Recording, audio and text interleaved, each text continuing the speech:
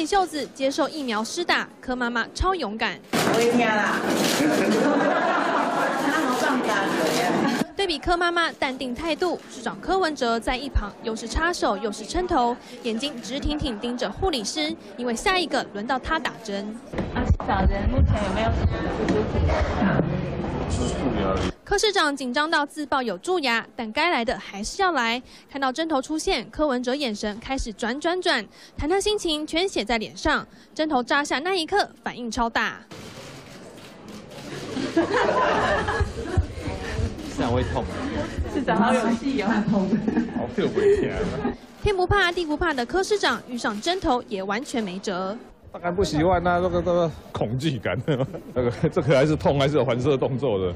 没有那个针和针头的那个粗细的，越细当然越不痛。分析哪个针头比较不痛，柯市长一秒变回柯医生。假日嗡赶行程，要施打疫苗，还当起了咖啡师。尝试泡咖啡，柯文哲当起学生先观摩。原来当过医生的他，冲咖啡也有加分。冲咖啡有模有样，脸上还露出骄傲表情。对比打针心嘎嘎，还真是判若两人。三立新闻黄大峰、潘建华、叶婷台报道。